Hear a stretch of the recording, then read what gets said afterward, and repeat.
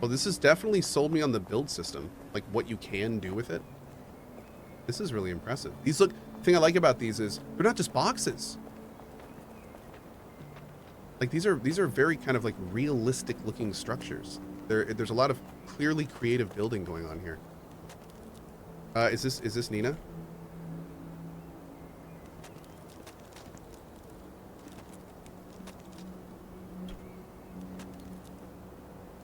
Let's see. Wonder if they're actually like not AFK.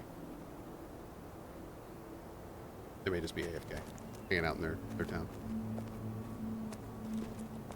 Oh wow. Nice skybox.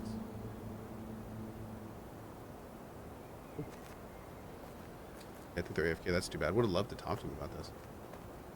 Damn, that is a big... What is it? Support? Bellowed furnace. Size matters not when it's the temper that determines the result. Nice. Hey, that is huge. Looks like it's on fire, too. May want to get that looked at.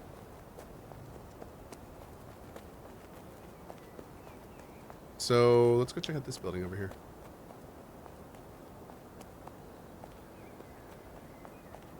Is this Asmon's gold place? I don't think so. I don't think he'd call himself Nina. But I don't know if... Did he actually end up building something? I kind of tuned into the very beginning of his Pax Day stream, and he had a bunch of people helping him, but he didn't really have anything built yet. Is this Eastmore? I wonder if we can find it.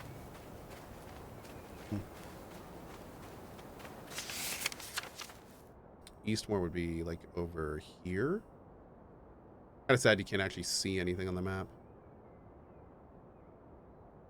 He's in Gravas.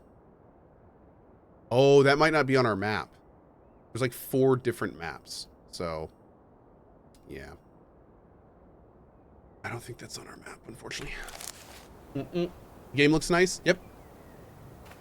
Game looks great. Also runs really well, surprisingly.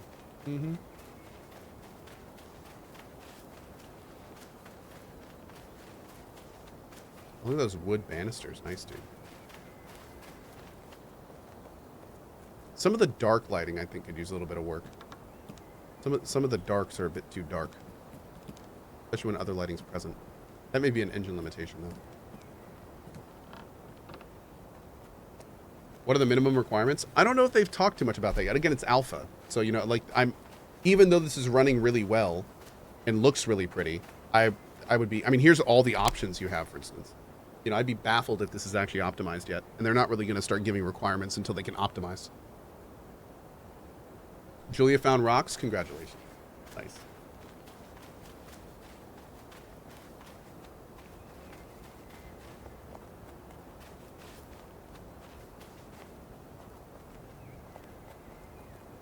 Ooh, look at this guy's place. Kind of fun.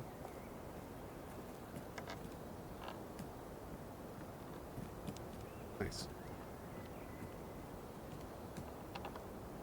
Yeah, they won't know until all the major systems are in and tested. Yeah, figured as much.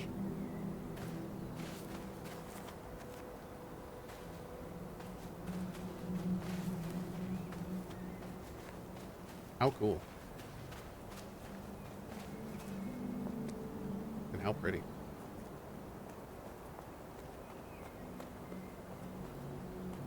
All right, we were doing something before I got wildly distracted. Let's see if we can find this clay. A lot of these buildings look like they're still under construction. Oh yeah, 100%. Yeah, I mean, they're just player structures that they're working on. A lot of this stuff takes a lot of resources too. A lot of gathering and stuff. So, you know, it's kind of like the same thing that happens when you're in an alpha or beta of an MMO. Sometimes you have a really cool idea for a build, but midway through it, after you've been working on it for like 3 hours, you kind of ask yourself, why am I doing all this when I know it's just going to get erased? So I have a feeling a lot of builds on this server are like that. It's like, cool, this would be fun, but I don't really want to harvest for another 3 hours because it's all going to get erased. I'll wait until live. But I will say this. It's a good indication when an alpha has a lot of unfinished large builds, because what probably happened is they're sold enough on the game to want to do it, And when they became invested enough to realize that we get destroyed, they were like, I'm going to wait until later. So I would actually say that seeing a bunch of unfinished larger things is probably a really good sign. Because then you also know that they probably want to keep playing another time instead of, burning out now, which is also nice. I'm taking guesses, of course, but, I think that could absolutely, that's how I would feel. That's how I would feel. Jump Troop says that they got frustrated and they quit. Well, I think frustration comes from the fact that you're wanting to work hard towards something that'll last. It's the same thing like if you're playing an alpha and you're leveling up a character and you're like, well, I'm having fun, but I don't just want to level a character to max and have him be deleted before live comes out. I want to do this all and have it count. You know what I mean? So, again, just talking from personal experience. Where is Clay? This is definitely a river, right? Yep. Okay. When will I do a dungeon in this game? We kind of ran into a dungeon naked, as one does. And there were some enemies and stuff in there, but I think the dungeons are kind of, there's two big components to this game. There's like the social crafting building portion, and then there's like the overland adventuring MMO gameplay portion. And I don't think much of that is in the game yet. The crafting and building system obviously is in and looks to be working great. But I think that other part isn't really here yet. So I will definitely be exploring that once we get to that point. I would love, for instance, to be able to log into the alpha and have them be like, okay, there's a bunch of stuff out there to fight. Here's some basic armor. Here's some basic weapons. Go get them, Tiger. I will probably spend a long time in that alpha. And hopefully at that point they've also tightened up the combat system. Because right now, not very tight. Not a tight system. Very loose, not tight. We need tight. So hopefully by the time that part comes and gets here, we'll actually be able to really dive in and do that kind of stuff. But yeah, I am very much looking forward to seeing that all come together. Ooh. Okay, so I got a message from... Here we go. We see you're still streaming and have a lot of questions about the game.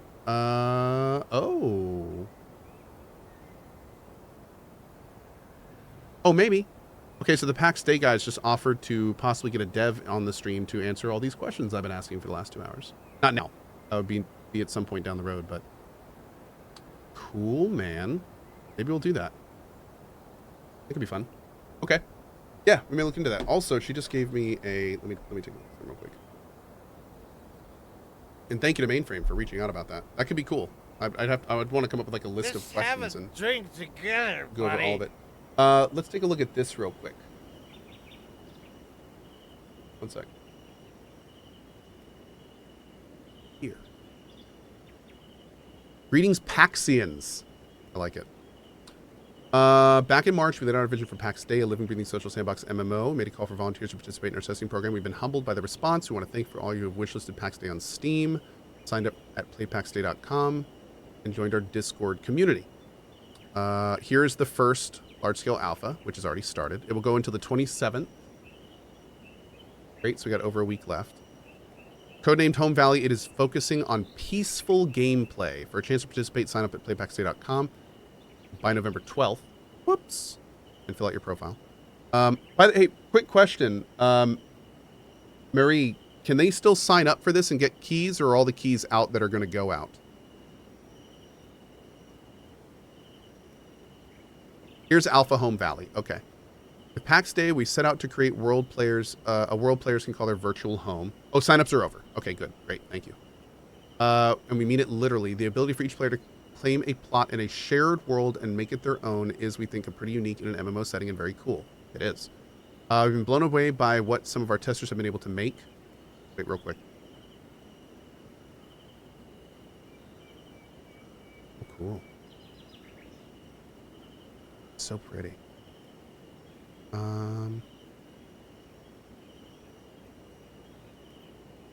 It's like a straight up tavern.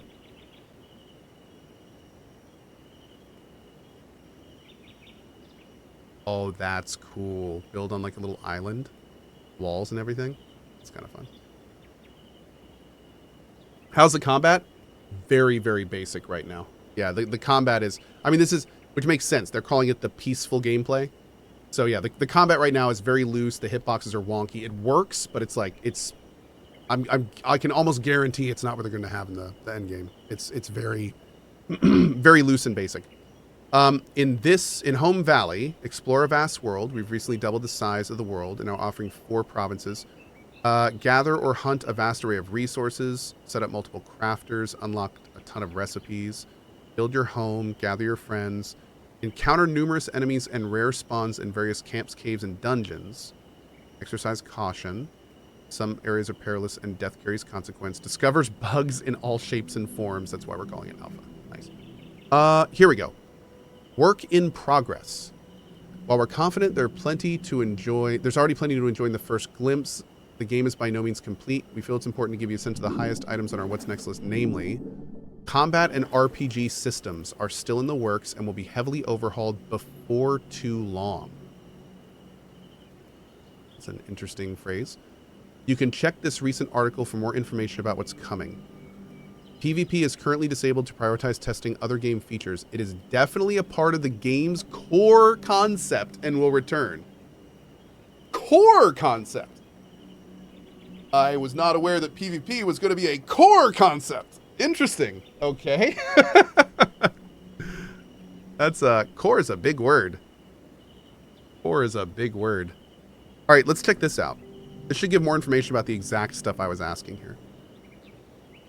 As many of you have noticed, so far we've intentionally steered clear of discussing the RPG systems and combat mechanics in great detail. The good news is that combat and RPG systems have been getting a lot of attention over the last few months. While it will still take time before all this makes it into the game, we have now progressed enough to share a clear vision of where we're headed. Even if, as they say, the Dark Lord is in the details, let's talk about how Pax Dei will handle that bedrock of any MMORPG. This is all exactly what we were talking about during the stream. I am super glad they linked us this. This is great. Let's begin by summarizing some key aspects of the Pax Dei combat system that should appear very familiar. Pax Dei will offer the holy trinity of tank, healer, and various forms of DPS. All right, they're going trinity. We also have a hate aggro system for players to manage, health points that will trigger death if they run out. You will want to avoid that. And endurance for running, climbing, swimming, chopping, and even attacking. In short, Pax Dei will feature most of the usual MMO mechanics except for a class system. Okay. Pax Dei is a sandbox because we believe in offering our players maximum freedom in all possible game aspects. It was therefore a very conscious decision to get rid of character classes. In Pax Dei, there's no class to pick. Instead, your character role derives from the gear you choose to wear at any given time. And with players crafting all items in the game, your individual character progression choices are much tied to the establishments and crafting facilities you've built with your clan and the overall game economy. I chatted with some of the Pax Dei guys a while back, and they kind of mentioned this system. So it's cool that they stuck with it. This is going to be... The interesting thing about this system is they made it a point to mention, and we're going to see if this is actually in here. They made a point to mention that a guild can have like a bunch of equipment ready to go, and a new person can start playing Pax Dei, and the guild can be like, here, have all this equipment, and the person can instantly use it and be viable in the combat system, a part of the game. So like, they could mass produce like foot soldier kits and then bring in a bunch of people and just give them foot soldier kits. And all of a sudden you have like a viable army of brand new players. So I find that personally, it's cool, but in the same way, the more you lean towards that, the more you lean away from people that want to feel like they're actually accomplishing something by pouring hours into a character. So it's great for new players, but it definitely takes away some of that investment that you get from wanting to put hours and hours into a system. Now, granted, I think I even mentioned that when I talked with them before, and their thing was, yeah, you're going to have a lot of gear, but you're not going to know how to use it. And being a skilled player is going to be very involved in like how you use your gear. But even then, you know, there's still give takes there. There's still give takes. So here we go. Advanced crafting options will allow you to enhance individual items with unique abilities like spells, weapon techniques, and buffs and debuffs, passive and active. These will offer various combinations to test and optimize based on taste, playstyle, and the challenges you aim to overcome. For example, a tank build could involve combining a full plate armor, including the Thunderous Visage, able to trigger an enemy or increase its aggro, along with the Soothing Choker, a medallion that can cast a lull spell, always useful to avoiding aggroing a full room in one pull. You can also opt for more hybrid combos. The tank pictured above could swap their plate legs for leather pants with a heal spell, and equip the Hypnotic Band, a ring with a mesmerizing spell. Alternatively, a healer would benefit from the Soothing Choker mentioned above to reduce their aggro when they're on a healing spree. The choice is yours.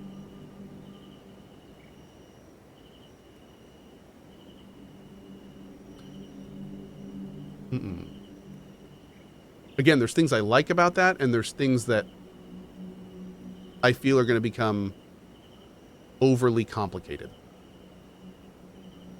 So it's gonna be real interesting to see this in practice. It's good, like, it's one thing to have it on paper. It's gonna be real interesting to see what it's actually in the game. So why not simply hang around with 3 full sets and be ready for any eventuality? Well, you can. That would involve making a certain number of trade-offs, though. Firstly, advanced gear abilities will also come with skill prerequisites. Anyone can use the Sacred Sword of Phaionios, but only a character with enough knowledge in Magic of Light can benefit from its bonus against demons. Okay. Alternatively, some spell effects included in an item may scale with the corresponding skill level of your character, making the Divine Heal spell imbued in your robes much more efficient as your Magic of Life skill progresses. Okay. Again, without restriction linked to class, any character can theoretically learn every skill to the highest degree, but in practice, we fully expect some degree of specialization to happen. We want to optimize for synergies between the gear you equip and the skills you develop. Second, there's the very practical limitation of the space available in your inventory. Of course, since items are not bound to characters, a well-coordinated group of players sharing a pool of common equipment will find ways of balancing efficiency and versatility. However, between armor, weapons, potions, regents, and other items you'll want to gather to build an optimized combo, being prepared for everything would imply leaving behind a lot of the precious loot you'd find on your adventures, and you probably don't want that. Okay. Let's talk about the juicy bit, loot. Again, you can expect classic foundations with shared loot tables for similar mobs and rare items for formidable ones. Other factors, such as your skills, may also influence loot tables. Interesting. But we won't divulge further specifics, leaving some mysteries for you to uncover. Co-loot. While it's possible to loot magical items from enemies in the current state of the game, Friends of Family Alpha, this is not our long-term plan. Instead, one of the main rewards of PvE will consist of rare resources that are essential for crafting high-end items and cannot be gathered elsewhere in the game. Acquiring the ultimate combat set you're after will require the most precious materials, and those will only be found in the most dangerous places. Away from the home valleys, deep in the wilderness, the greatest risks and rarest loot await in the dungeons. Unlike most modern MMOs, our dungeons are fully open places where you should expect to encounter other parties. Okay, the only thing that immediately came to mind when I read this, and some of you old timers will know exactly what I mean when I say this, Darkness Falls.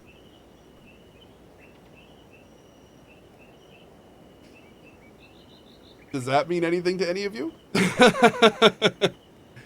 Oh man, like, considering that PvP is supposed to be a core thing, like that's going to be interesting. So for those that don't know, there was this game called Dark Age of Camelot, and there was this really high-end dungeon called Darkness Falls. But the way that Darkness Falls worked is there were 3 different sides in the game, and there was a giant PvP area, and whichever side controlled the PvP area was the only side that could enter Darkness Falls. So what would happen is there would be like huge guilds farming loot in Darkness Falls, and then another side would then capture what they need to enter it, and then all of a sudden, like, an entire other side would then flood into Darkness Falls, and it would become this giant PvP battle in a PvE zone to, like, control that zone. But only one side could bring in reinforcements until another side captured what they needed to get in. It was a super cool mechanic.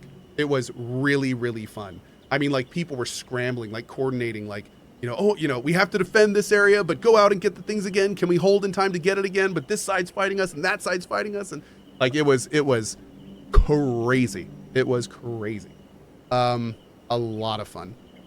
So this, interestingly enough, in a game that has PvP at a core, having PvP taking place in the dungeons, in an open world, where the best gear is in those dungeons, is a very interesting idea. What you're going to see, obviously, is you're going to see guilds and you're going to see people take over the highest end ruins and either sell the loot from them and defend them, or literally just set up shop and not let anyone else in. Because that's what would happen in real life. So it's going to be interesting to see how they do that. Kind of like Eve. Yeah, kind of. We'll have to see. Or sell access. That's right. It's going to be interesting to see if the stuff is, if there's like a no drop mechanic. Build a castle around it. Yeah. I wonder. Well, they did. I think they mentioned that the building areas, like in the core, and then as you go out to the outside, I don't know if you can place plots and stuff in the outside area. I'm not sure. But yeah, it's going to be wild. That's interesting stuff to look at. Anyway, going on. How much more of this do we have? We don't have much more. We'll go ahead and finish this up. No encounter is complete without the risk of death and accompanying penalties. When your character meets their demise, all your equipment will remain on your corpse. So that's a hard decision they've made. They're going like EverQuest 1 style with it. Okay, there you go. Without resurrection, you'll need to retrieve your belongings. In PvP scenarios, death carries even more consequences as enemies or allies can loot some of your gear. Man, they're really leaning into this. Wow. Okay. They're really leaning into this PvP thing. While we're not prepared to disclose the whole system, many items will also have durability. Generally, higher quality items will possess more significant durability. However, you may come across recipes for powerful but fragile weapons you can choose to craft and wield, knowing they will eventually break. Okay, so that's how they're going to deal with the item economy. I was wondering how they were going to do that. They obviously are going to have a huge influx of items into the game. You need to have a huge influx of items going out of the game, or there's just, or there's no economy. You do not talk about Fight Club. Okay. This article is not about PvP. Still, it feels like we have to say a word about it. PvP in Pax Dei will always be based on consent. Okay. Home valleys in particular will be sacrosanct.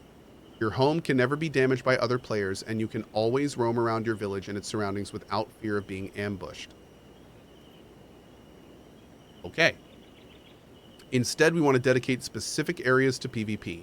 We call them contested provinces. Contested provinces will contain unique resources that cannot be harvested elsewhere. This is sounding more and more like DAOC the more I read this. I mean, think about what they did in DAOC. This is exactly what they did in DAOC, which is awesome. Don't get me wrong. This is awesome. I'm totally fine with that. Anyone entering a contested province will get automatically flagged for PvP, a flag that can only be removed by leaving the area. We'll have plenty more ideas for the contested provinces, and we will definitely want to come back to the whole topic of PvP with more detail. We're confident this initial setup will already provide opportunities for a lot of fun encounters for the more aggressive players of our community, while also allowing them to meaningfully contribute to the social fabric of the game.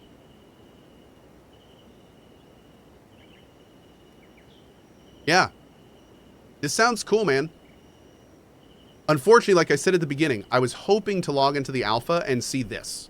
This is what I wanted to see in the alpha, because this, honestly, this is what I feel is really interesting about this game. The building stuff is cool. The crafting stuff is cool. But again, to put it bluntly, a lot of other games do this. A lot of them do it really well. But tying this into this, I think, is what's going to make this game be really interesting. Being able to go out with your character, have a really fun, cool, deep PvP experience, and then return back to the home that you've spent hours and hours and hours and hours making, hopefully having meaningful benefits for doing that. Like, that's what's going to make this game awesome. That's what's going to potentially be that carrot on a stick I was talking about earlier. Man, I am really looking forward to trying this stuff. I think the part about the gear and the abilities on the gear and stuff, like, I know they don't want to do the class system, but I kind of hope they have some kind of template system, even if it's just basic templates. Like if you have like a certain number of types of spells, or like it's going to be real hard, for instance. Like how are you supposed to like find groups easily and structure them easily? You know, like the system sounds so cool on paper, but in practice, it's going to be kind of a mess. It's going to be messy. So I'm interested to see how they're going to deal with that. I'm very interested to see how they're going to deal with that. Sure, they're thinking of something. You'll have to talk to other players. What? Oh, I don't want to talk to anybody. God, no. Oh. No. No. Ugh. Jeez. Ew.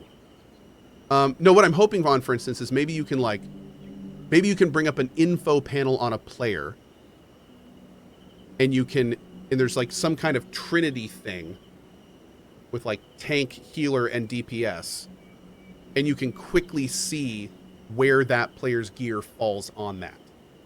So I would be able to look at somebody and somehow get the information. Oh, that guy's capable of healing. Oh, that guy's going to do a lot of DPS. That guy's going to be able to tank. You know, like I think it'd get a little strange if you'd have to like it says right here, like this band allows a spell. Well, that band is going to determine if a tank can taunt or not. Am I going to be able to tell? Can I like inspect them and see if they're able to do that? Like, I don't trust people to know this and know their roles. So yeah, it'll be interesting. It'll be interesting. But overall, that's cool. Okay, let's do this real quick for YouTube. That's kind of where we are. So we're gonna make that video. We'll do like a little thoughts thing because people have been asking about this nonstop, and now we have a little video to show them. But yeah, that's kind of where we are. I'm glad we checked this game out. I'm definitely optimistic. I very much want to see where it's gonna go. And man, I tell you, I was not quite as aware how much DAOC is in this game. That alone has me pretty freaking excited. I was not aware that there was quite that much Dark Age of Camelot in this game. As that is like one of my favorite MMOs, and that is really interesting. There was some really interesting stuff in that second page that I saw there. So yeah, that could be really cool. That could be really cool. All right, guys, I'm gonna go ahead and punch out a little bit early. I gotta run some errands and do some stuff before I'm back this evening for more Hardcore WoW on our Hunter. I hope to see you here for that. Should be a lot of fun. Dub King says, been following your Mage Elden Ring run while I do my own, and it's been funny watching you rage. Well, thank you so much for that. But yeah, this has been great. All right, friends, thank you so much for being here. I very much appreciate your time. I will see you probably around 6:30 or 7 for some Hardcore WoW this evening. And yeah, we're gonna go from there. No, my Warlock did not die, but I rolled a Hunter, and I'm having a lot of fun with that. So, are we gonna do any Pasco today? I only have like half an hour left today, so I think we're not gonna do Pasco for now. We'll just come back with Live Co on /Co tonight. It should be fun. All right, guys, see you in just a little bit. Thanks for being here. Bye bye.